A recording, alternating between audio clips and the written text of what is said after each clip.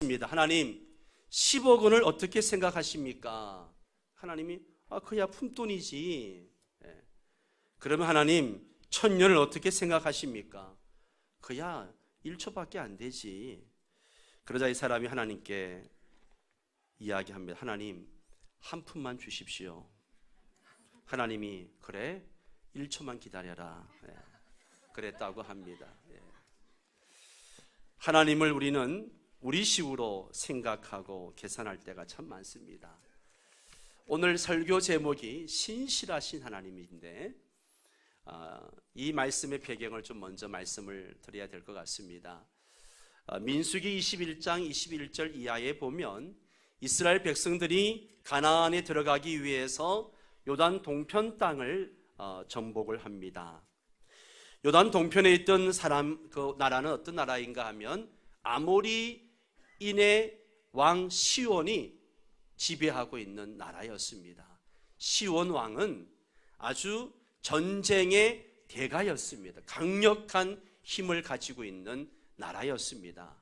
그의 명성이 얼마나 자자했으면 성경에까지 그의 명성이 기록되어져 있습니다. 민수기 21장 27절에서 30절에 기록될 만큼 이 아모리 왕 시온의 명성이 아주 자자했습니다.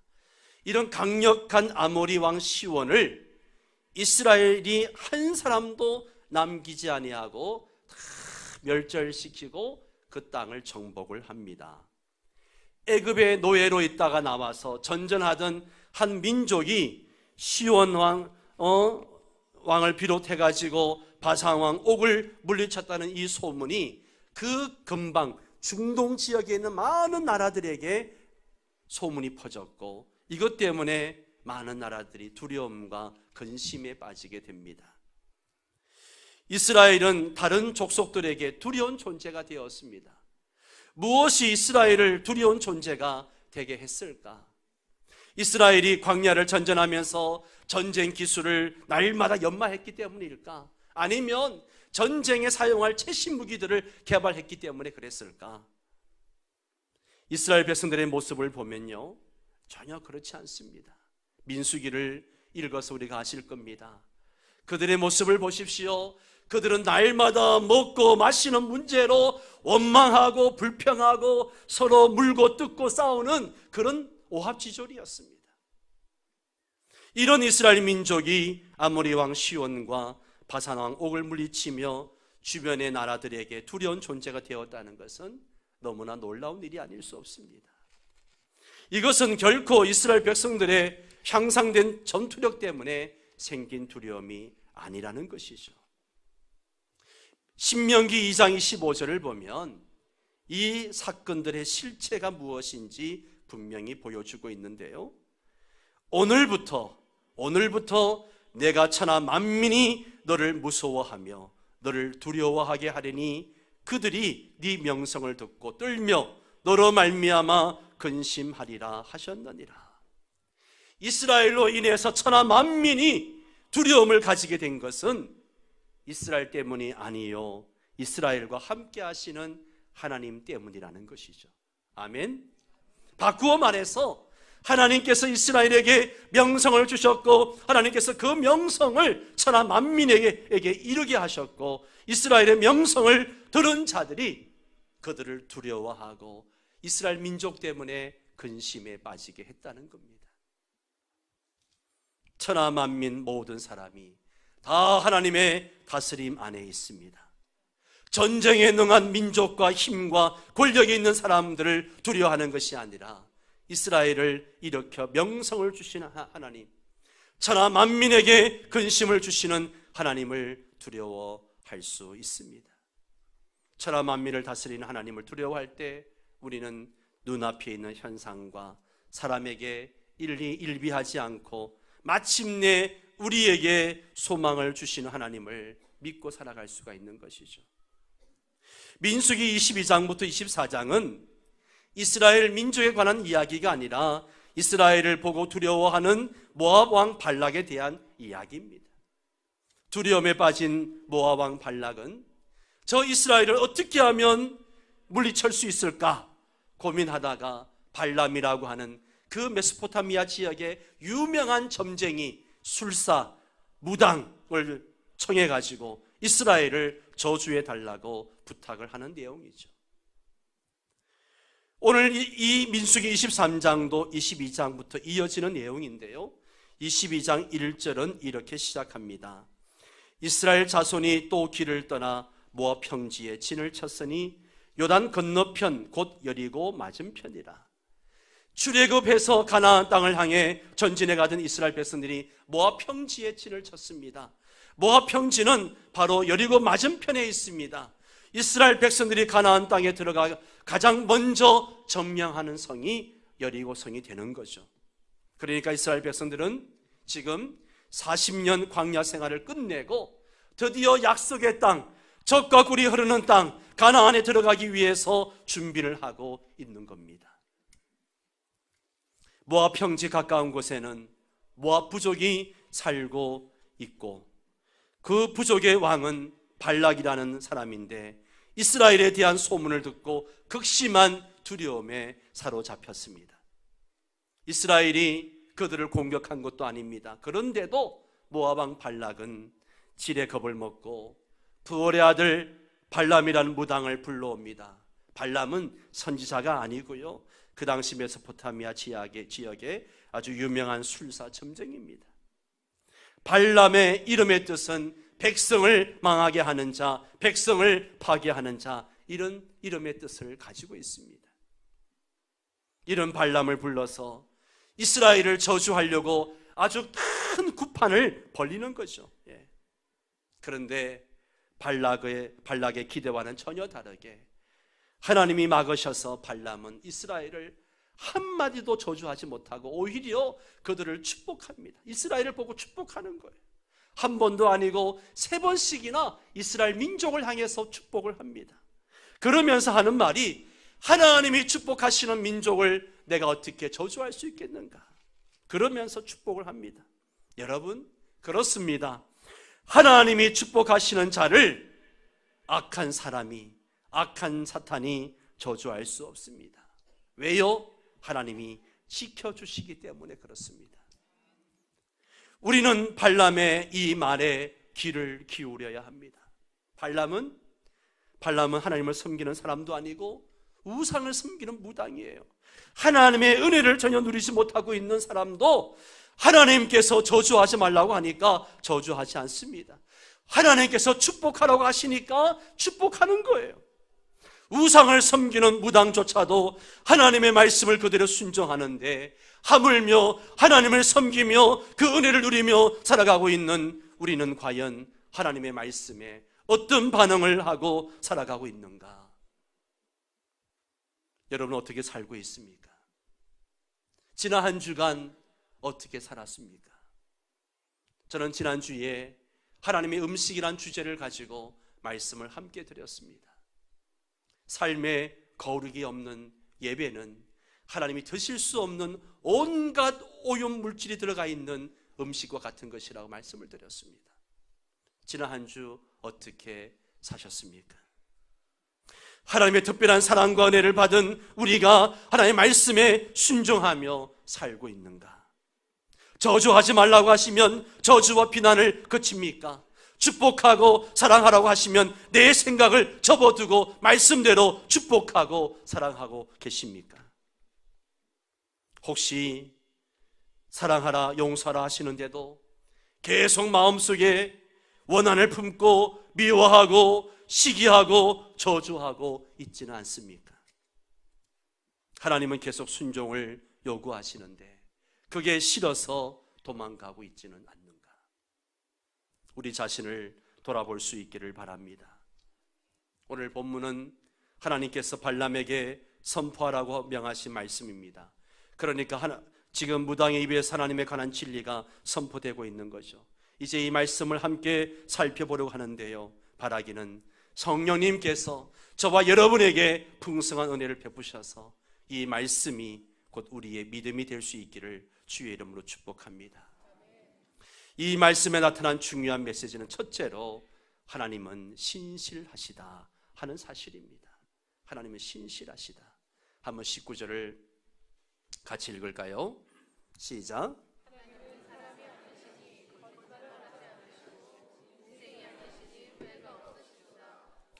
어찌 그 말씀하신 바를 행하지 않으시며 하신 말씀을 실행하지 않으시랴. 아멘.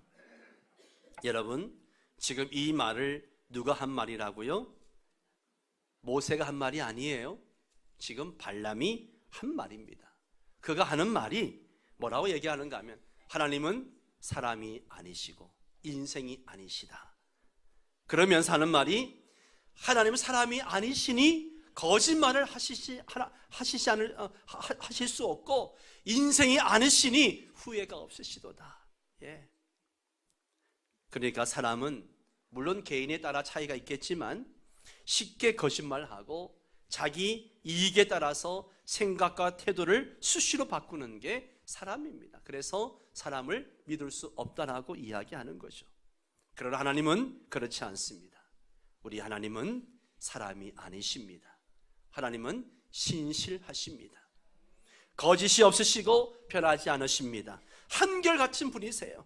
어제 다르고 오늘 다르신 분이 아니에요. 기분에 따라서 환경에 따라서 달라지는 분이 아니세요. 신실하신 분입니다. 전적으로 믿을 수 있는 분이십니다. 디모데후서 2장 13절에 같이 한번 읽어볼까요? 우리는 미쁨이 없을지라도 주는 항상 미쁘시니 자기를 부인하실 수 없으시리라. 자, 여기에 미쁨이라는 단어가 나오는데 헬라어로 피스토스라는 단어를 씁니다. 그런데 믿을 만한, 신뢰할 수 있는 이런 뜻이거든요. 우리는 믿음스럽지 못하지만 우리 주님은 언제든지 믿을 수 있는 분, 신뢰할 수 있는 신실하신 하나님이시라는 겁니다. 자기를 부인할 수 없다. 이 말은요, 하나님은 신실하신 분이신데 그 신실하심을 뒤집을 수 없다는 거예요. 그 신실하심에 반하는 행동을 하실 수 없는 분이라는 그런 의미입니다. 믿음에 반드시 응답하시는, 반응하시는 분이라는 겁니다. 그렇습니다. 하나님은 항상 믿을 수 있는 분이시며 그 믿음에 반드시 반응하시는 신실하신 하나님이십니다. 방글라데시에서 사역하신 한 선교사님의 이야기입니다. 선교 사역을 하다 보면 멀떨어진 지역까지 돌봐야 되고 늘 차를 몰고 다녀야 되는데 성용차를 가지고는 너무 어려운 거예요. 산악지에도 올라가야 되고 또 구석구석을 돌아다녀야 되니까 성용차로 가다 보면 비가 와서 그냥 길이 엉망이 되어버리면 빠져가 나오지도 못하고 위험하기도 하고 그랬습니다. 견디다 못해가지고 하나님께 기도하기 시작했습니다. 하나님, 저에게 찌푸차를 한 대 주십시오. 사람들에게 구하지 않고 오직 하나님께만 기도를 했습니다. 몇 개월을 기도했는데도 아무 소식이 없는 거예요. 그래서 이 선교사님이 안 되겠다, 날짜를 정해놓고 기도해야 되겠다. 그래서 몇 날 며칠 날짜를 딱 정해놓고 작전 기도에 들어갔습니다. 작전 기도가 끝났는데도 찌푸차가 없는 거예요. 그러니까 얼마나 실망이 되는지요. 하나님, 선교에 이 필요한 차입니다. 내가 편하게 다니려고 하는 게 아니고 저 산 속에 있는 저 영혼들을 내가 돌보기 위해서 차가 필요한데 왜 안 주십니까? 참 우울한 생각이 들었어요. 그러다가 막내딸 100일 잔치 날이 되었습니다. 가까운 사람들이 이제 찾아와서 축하를 해주고 축하 선물도 주고 그럽니다. 그런데 선교사의 마음은 늘 그것 때문에 마음이 우울해져 있었어요. 손님들이 주간 선물 꾸러미를 뜯어보는데 그 중에 하나에 한 선물 안에 찌푸차 모형 2대가 들어있는 거예요. 그 순간 하나님께서는 반드시 주실 텐데 조금 더 기다리라는 사인으로 모형 찌푸차를 놓고 하나님 앞에 기도했답니다. 하나님, 주실 줄 믿고 감사를 드립니다. 감사의 기도를 드리고 신실하신 하나님을 찬양하며 진짜 찌푸차를 주실 때까지 믿음으로 기다리기로 했습니다. 얼마간의 시간이 지났는데 어느 한국 선교사가 문제가 생겨서 방글라데시에서 추방을 당하게 되었습니다. 추방당하는 선교사가 급하게 타고 다니는 차가 찌푸차인데 이것을 팔기 위해서 시장에 내놓았습니다. 근데 구매자가 없는 거예요. 가격을 파격적으로 깎아서 내놨는데도 사가는 사람이 없습니다. 문득 선교사의 마음속에 하나님께서 저 차를 나에게 주시려나? 이런 강한 믿음이 왔답니다. 그 돈이 없어요. 기도하던 중에 지금 시장에 나온 지프차 가격하고 내가 타고 다니는 이 승용차 가격하고 거의 비슷하다는 것을 깨닫고 난 다음에 얼른 차를 몰고 가서 시장에 갔다가 내놨더니만 그날 팔려버렸습니다. 그래가지고 그 돈 가지고 지프차를 샀는데 오히려 사고 남았다는 거죠. 도저히 있을 수 없는 일입니다. 지프차하고 승용차가 가격이 같을 수가 없는 거죠. 그런데도 믿음의 기도를 들으신 하나님께서 응답해 주셨음을 감사했습니다. 그러면서 선교사님은 하나님은 결코 믿음에 실망을 주시는 분이 아니시다 라고 찬양을 했다는 거죠. 그렇습니다. 하나님은 절대적으로 믿을 수 있는 분, 그리고 믿음에 반드시 반응하시는 하나님이심을 여러분 믿으시기 바랍니다. 하나님은 신실하신 분이십니다. 바라기는 저와 여러분 우리 모두도 하나님은 참으로 신실하신 하나님, 영원히 믿을 수 있고 또 믿음에 반드시 반응하시는 하나님이심을 굳게 믿으시기를 주의 이름으로 축복합니다. 두 번째로 신실하신 하나님은 당신의 말씀에 책임을 지시는 분이십니다. 자, 19절 말씀을 다시 한번 읽어보겠습니다. 하나님은 사람이 아니시니 거짓말을 하지 않으시고 인생이 아니시니 후회가 없으시도다. 어찌 그 말씀하신 바를 행하지 않으시며 하신 말씀을 실행하지 않으시랴. 아멘. 하반절에 보세요. 어찌 그 말씀하신 바를 행하지 않으시며 하신 말씀을 실행하지 않으시랴.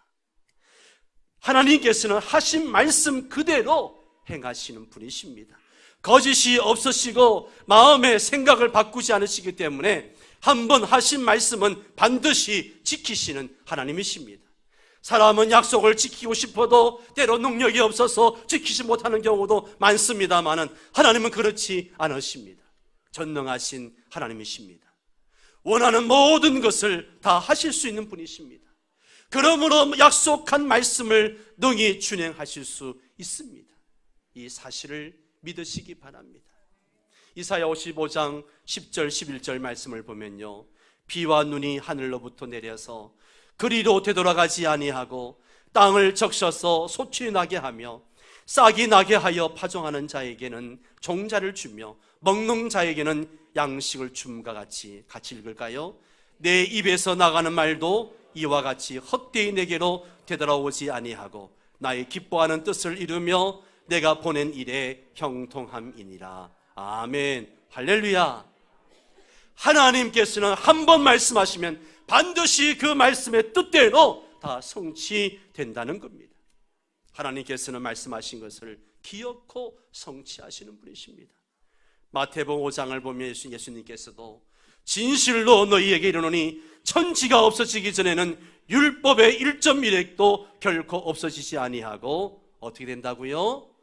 다 이루리라. 다 이루리라. 할렐루야. 다 이루리라. 반드시 말씀대로 성취하신다는 겁니다. 그렇습니다. 하나님은 말씀에 신실하신 분이십니다. 당신이 하신 말씀, 여기에 절대로 반한 행동을 하실 수 없는 분이라는 것이죠. 비록 약속대로 행하실 때 당신에게 엄청난 고통이 따라온다 할지라도 그렇게 하시는 분이십니다.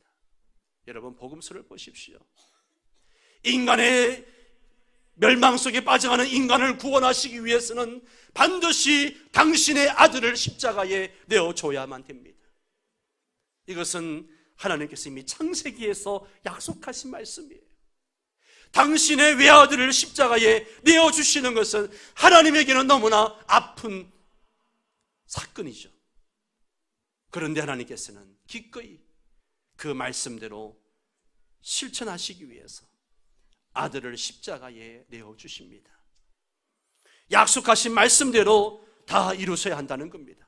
약속을 성취하기 위해서는 십자가의 길마저도 피해가지 않으셨습니다. 예수님의 십자가의 죽으심으로 말미암아 오늘 우리에게 놀라운 구원의 은혜가 베풀어진 줄 믿습니다. 그렇습니다. 하나님께서는 약속하신 모든 말씀을 반드시 성취하시는 하나님이십니다. 이 믿음을 가지시기 바랍니다. 우리가 바이블 타임으로 하나님의 말씀을 묵상을 합니다. 묵상할 때마다 나에게 주시는 말씀들이 있어요. 그때그때 나에게 은혜로 주시는 말씀들이 있어요. 그 말씀들을 붙들고 기도하시기 바랍니다. 하나님은 약속의 말씀대로 이루어 가십니다. 마지막으로 신실하신 하나님을 굳게 믿고 나가야 합니다. 다시 한번 19절을 읽습니다. 하나님은 사람이 아니시니 거짓말을 하지 않으시고 인생이 아니시니 후회가 없으시도다. 어찌 그 말씀하신 바를 행하지 않으시며 하신 말씀을 실행하지 않으시랴. 아멘. 하나님은 신실하신 분이시요 말씀하신 모든 것을 다 성취하시는 하나님이십니다. 그러므로 하나님을 굳게 믿고 담대하게 나아가야 합니다. 믿고 나아가면 하나님께서 모든 것을 다 주관해 주십니다.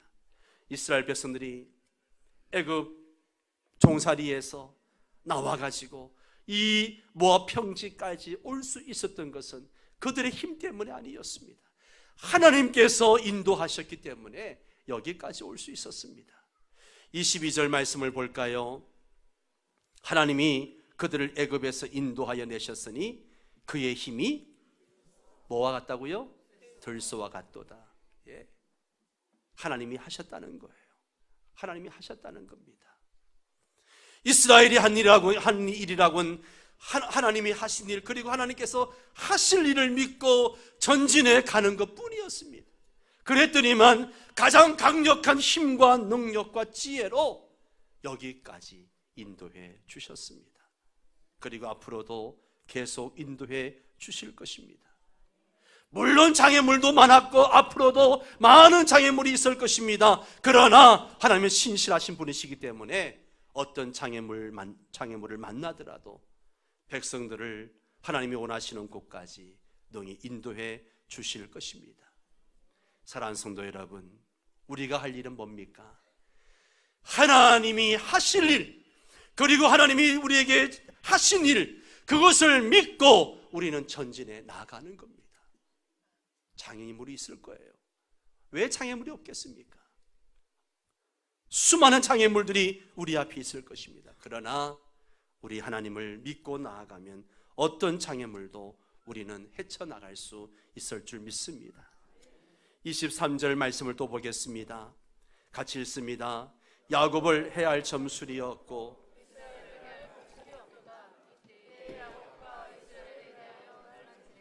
하나님께서 행하신 일이 어찌 그리 크냐 하리로다. 야곱을 해할 점술이 없고 이스라엘을 해할 복술이 없다. 여기에 야곱, 이스라엘은 누구를 가리키는가? 이스라엘 백성을 1차적으로 의미하기도 하지만 하나님의 백성들, 우리까지도 포함하고 있는 믿음의 사람들을 가리키는 줄 믿습니다. 신실하신 하나님께서 하나님의 백성들을 인도하고 계시기 때문에 어떤 점술이나 복술이나 어떤 저주 행위나 방해 세력도 하나님의 백성들을 방해할 수 없다는 겁니다. 저주할 수 없다는 거예요. 왜요? 하나님이 지키시기 때문에. 하나님이 축복하시는 자를 세상의 그 어떤 존재가 저주하겠습니까? 우리 하나님이 더 크십니다. 이 땅에 우리 하나님보다 크신 분은 없습니다. 그 어떤 것도 하나님이 하시는 일을 방해할 세력은 없습니다. 어떤 방해 세력도 하나님께서 능히 물리치시고 보호하십니다. 그러므로 두려워할 필요가 없습니다. 물러설 필요가 없습니다. 담대하게 약속의 길을 걸어가면 됩니다. 신실하신 하나님께서 우리의 모든 걸음을 인도하십니다. 계속해서 21절 말씀도 함께 읽어볼까요? 야곱의 허물을 보지 아니하시며 이스라엘의 반역을 보지 아니하시는도다. 여호와 그들의 하나님이 그들과 함께 계시니 왕을 부르는 소리가 그 중에 있도다.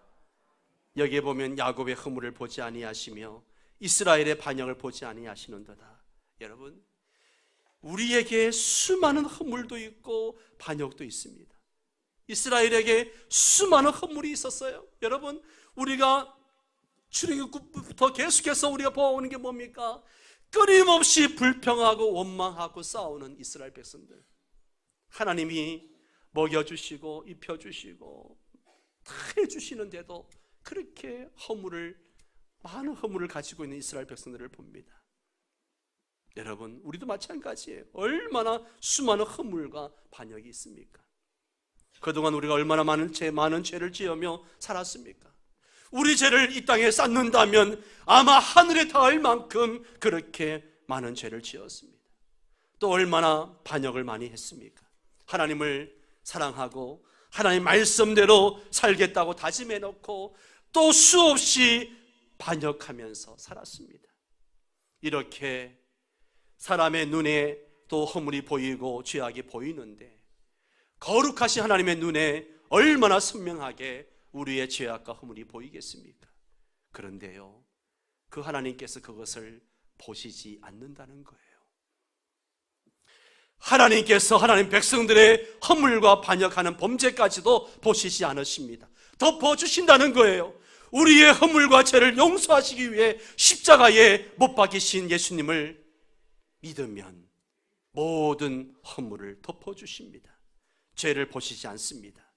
대신에 예수님의 대속의 죽음을 보시는 거죠. 그러므로 우리가 이렇게 저렇게 범죄하고 허물이 많더라도 위축되거나 좌절할 필요가 없습니다. 넘어지기도 하고 쓰러지기도 하지만 다시 믿음으로 일어나면 됩니다. 하나님께서 원하시는 것이 바로 그런 믿음이죠. 오직 하나님은 신실하신 하나님이심을 믿고 담대하게 나아가는 겁니다. 그러면 하나님은 우리를 실망시키지 않으세요. 반드시 약속대로 믿음대로 역사해 주십니다. 우리는 시편 23편을 신뢰시라고도 이야기합니다. 하나님을 신실하신 분으로 믿고 신뢰하는 시편이라는 것이죠. 우리 한번 시편 23편을 묵상하는 마음으로 같이 읽도록 하겠습니다. 여호와는 나의 목자시니 내게 부족함이 없으리로다. 그가 나를 푸른 풀밭에 누이시며 쉴만한 물가로 인도하시는도다.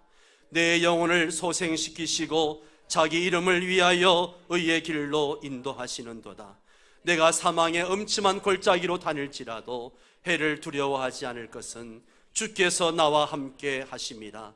주의 지팡이와 막대기가 나를 안위하시나이다. 주께서 내 원수의 목전에 내게 상을 차려주시고 기름을 내 머리에 부으셨으니 내 잔이 넘치나이다. 내 평생의 선하심과 인자하심이 반드시 나를 따르리니 내가 여호와의 집에 영원히 살리로다. 아멘.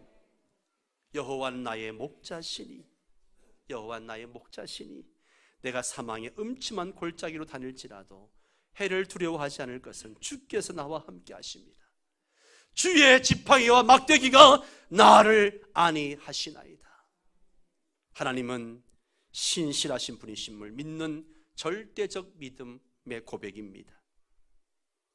비록 지금 내가 걷고 있는 길이 죽음의 길, 사망의 음침한 골짜기 같을지라도 하나님은 신실하셔서 그 골짜기에서, 그 사망의 골짜기에서 함께 하시고 보호하시고 가장 좋은 것으로 인도해 가심을 믿는 고백인 것입니다.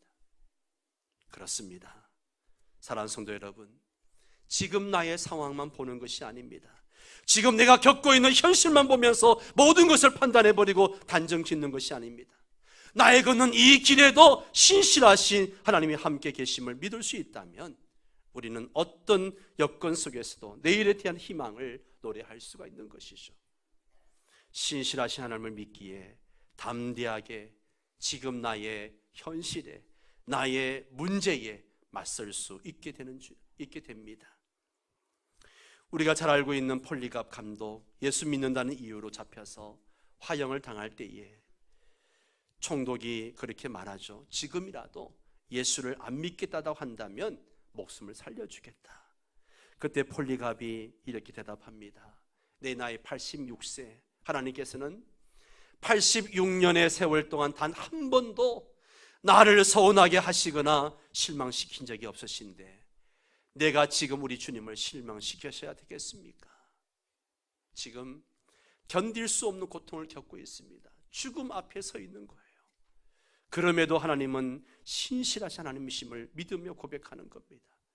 이 고난을 통해서도 하나님은 더 좋은 일을 이루실 것이다.